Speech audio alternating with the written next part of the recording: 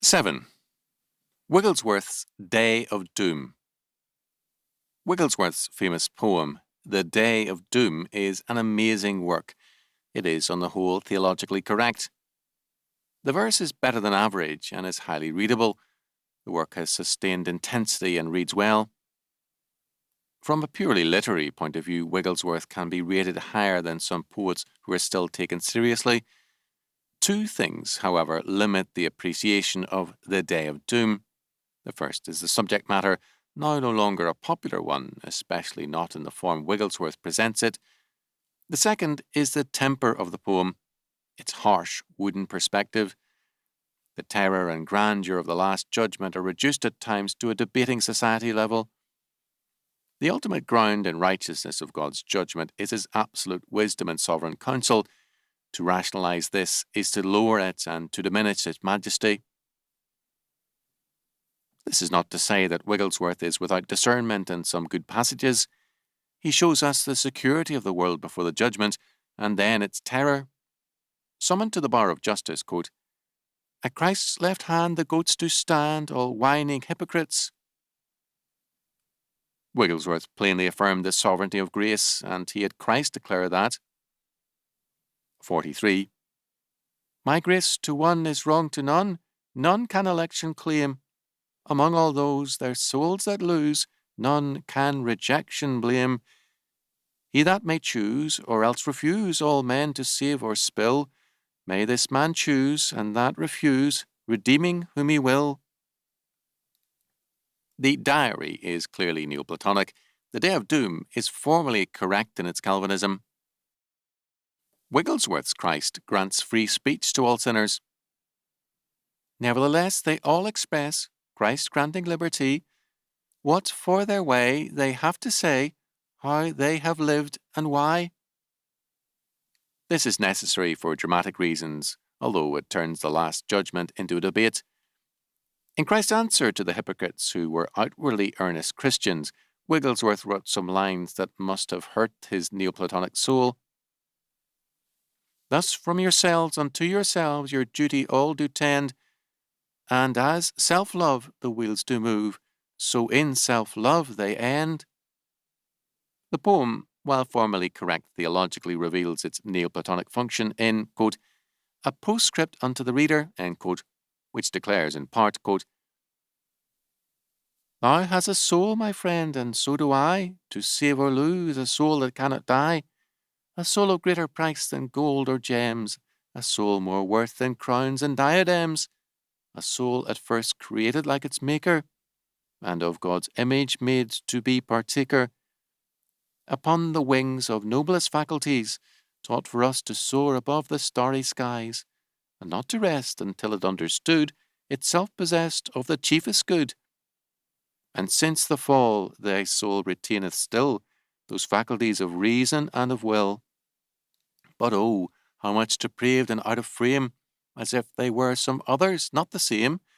Thine understanding dismally benighted, and reason's eye in spiritual things dim-sighted, or else stark blind, thy will inclined to evil, and nothing else, a slave unto the devil, that loves to live and liveth to transgress, but shuns the way of God in holiness. All thine affections are disordered, and thus by headstrong passions are misled. End quote. Here, clearly, is a Neoplatonic reading of Christianity.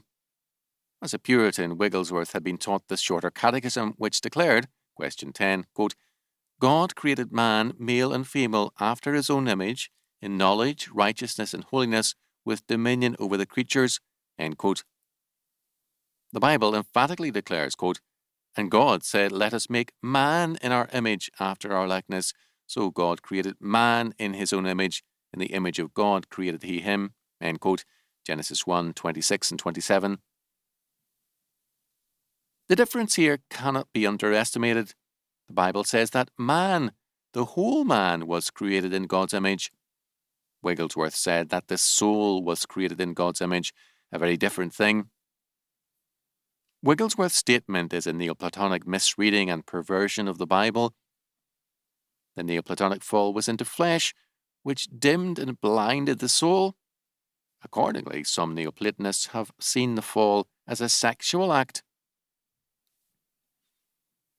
It is now apparent why the Last Judgment was once so heavily stressed by many churchmen and writers. It lent itself to misuse by Neoplatonists. It meant to them the eternal damnation of the old world of flesh and the birth of a new world, of a spiritual body which was somehow non-material.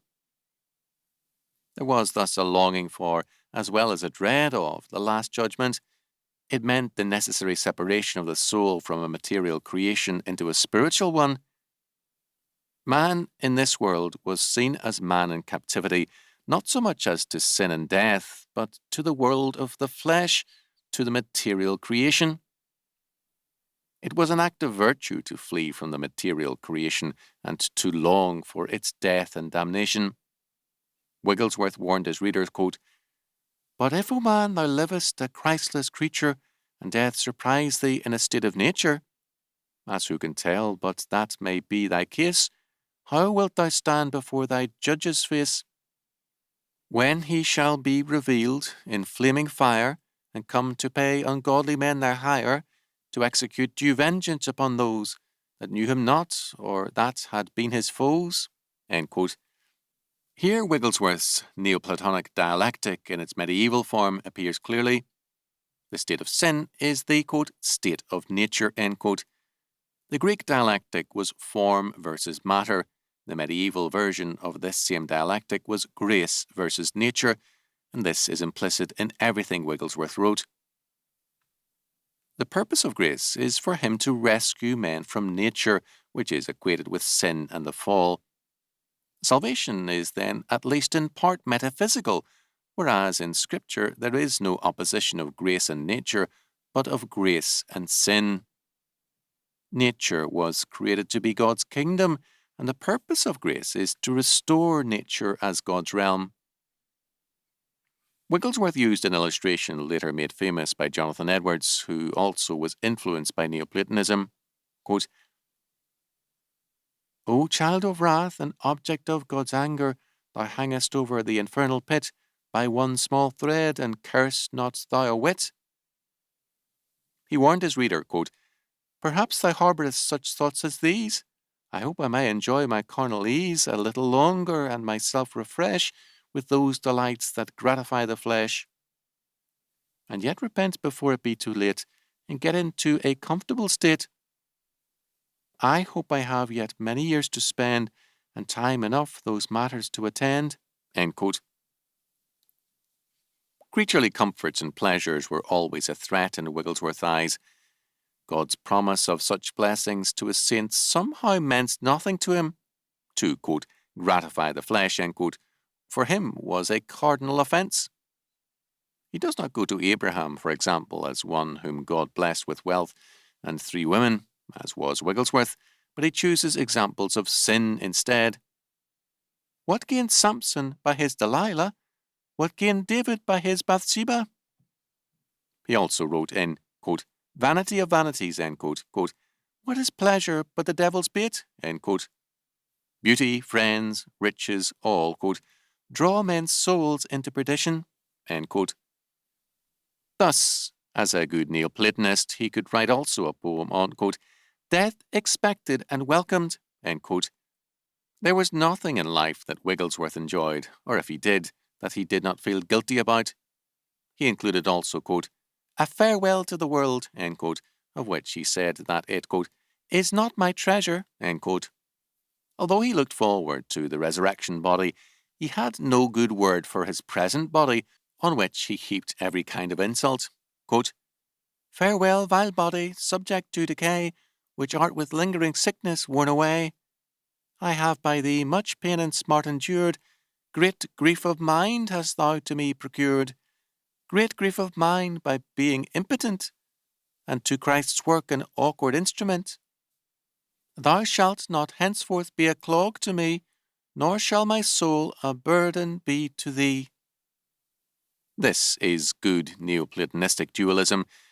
It is alien to biblical faith. For such a Neoplatonistic dualism, the day of doom has an appeal. It is the formal condemnation of the world, of the body, and the final exorcism of the flesh. It has little to do with Scripture.